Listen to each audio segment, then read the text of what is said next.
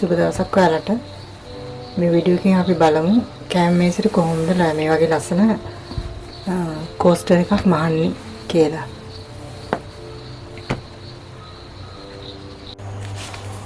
මේකට මුලින්ම මේ වගේ බ්ලොක් එකක් හදා ගන්න ඕනේ. මේක අඟල් 13යි අඟල් 9යි කාලක් විතර වෙන පල්ල වෙන බ්ලොක් එකක් මේ විදිහට කුලී දෙකට නමලා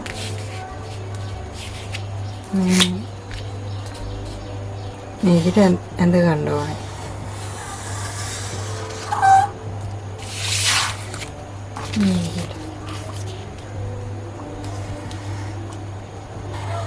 කොලයක් ඕනේ.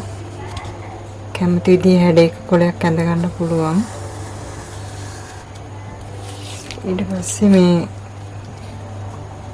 මම ඇපල් ගෙඩියක හැඩයට මහන්නේ.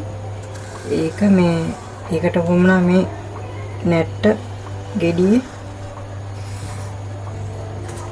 මේ විදිහට මේ බ්ලොක් එක මේ කපා ගන්නවා. මේ එතකොට මේ විදිහට බ්ලොක් එක හදා ගන්න ඕනේ. මේකට මේ ඝනකම රෙද්දක් ගන්න ඕනේ. මොකද රත් වෙච්ච භාජනනේ තියන්නේ මේකට. ඒ නිසා මම මේකට ගත්තේ මේ හැන්ඩ්ලූම් රෙද්ද. ඒක ටිකක් ඝනකමයි. මේ රස්නෙට ඔරොත්තු දෙනවා. මේක දැන් එහෙම වටේ අඟල් භාගයක් ඉඩ තියලා මහුම් වාසි වලට මේ බ්ලොක් එක කපා ගන්න ඕනේ.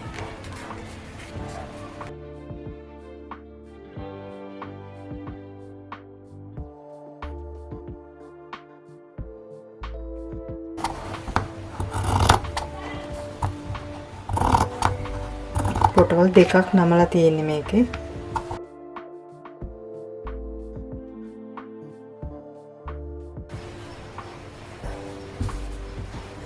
නටුවත් ඒ වගේම කපව ගන්න ඕන.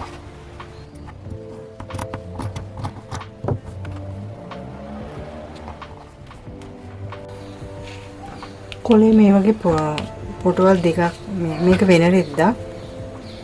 මේ තුනී රෙද්දක් මේ විදිහට ඇඳලා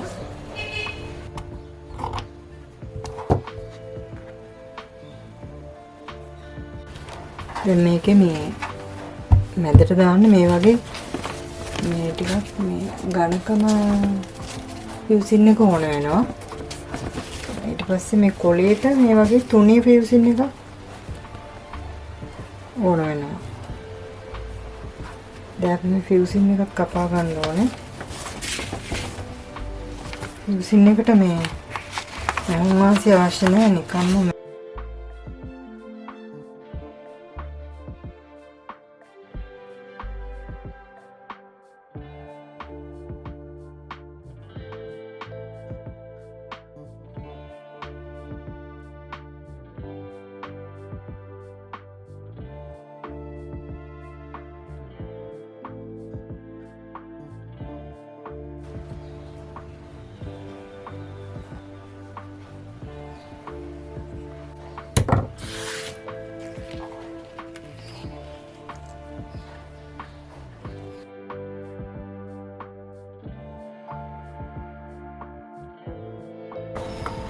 කන පිට පැත්තට තියලා මේක අයන් කරන්න ඕනේ.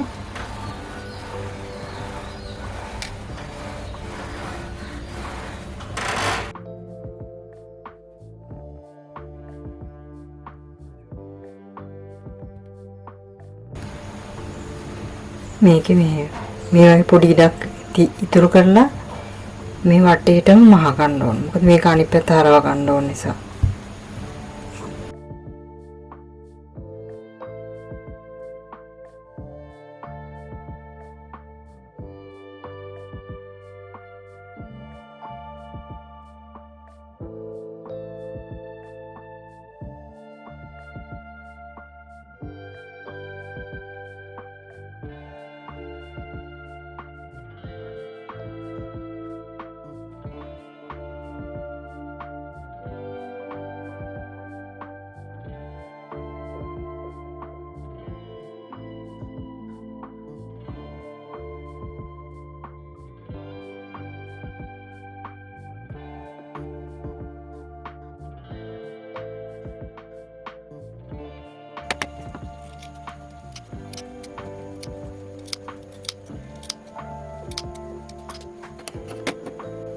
මේක අනිත් පැත්ත හරවන්න ඕනේ.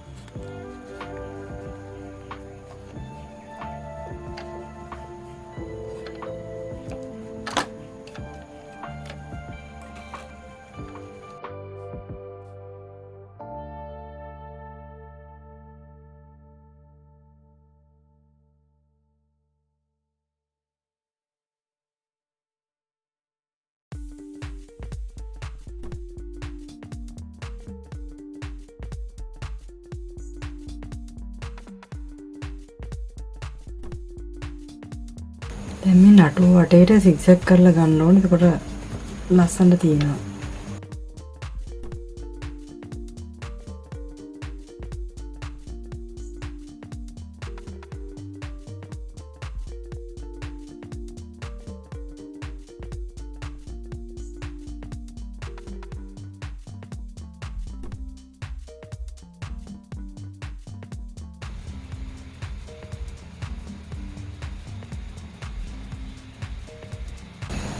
දැන් මේ කොලේ මේ පළුවේ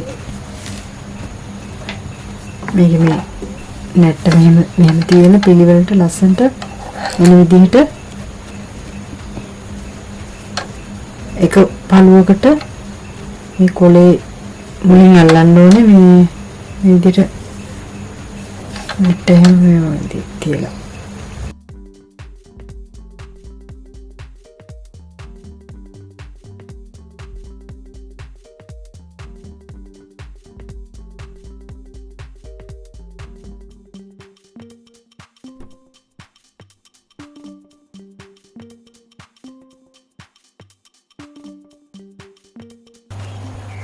දැන් මේකේ මේ අනිත් පැත්ත නෙමෙයි අනිත් පැත්ත හරවලා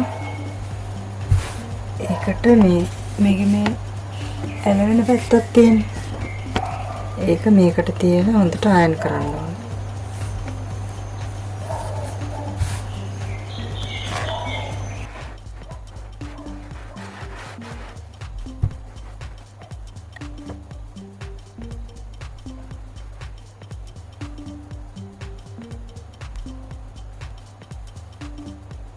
මේ වගේ ඉඩක් තියලා මේක වටේටම මෙහෙම මහන්න ඕනේ.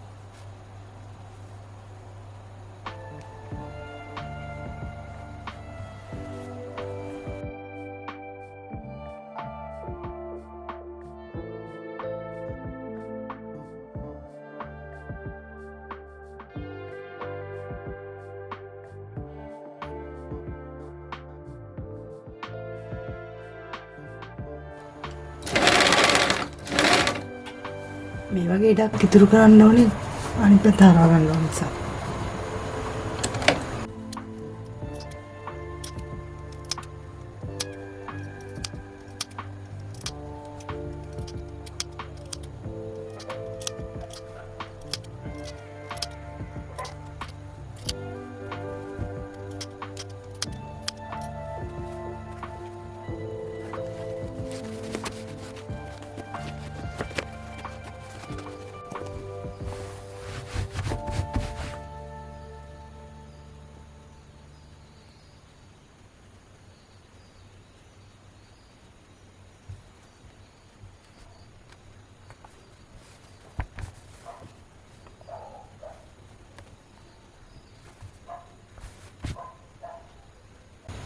දැන් මේකේ වටේට මෙහෙම මහන්න ඕනේ.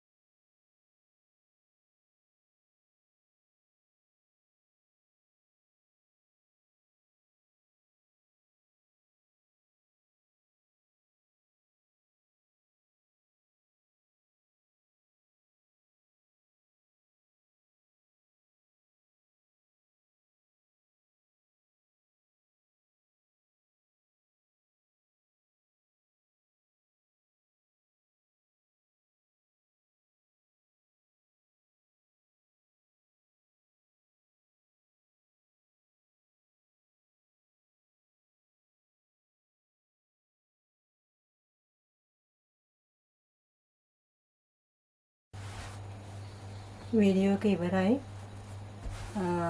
වීඩියෝ එක හොඳ නම් ලයික් එකක් දාන්න, කමෙන්ට් කරන්න අදහස්.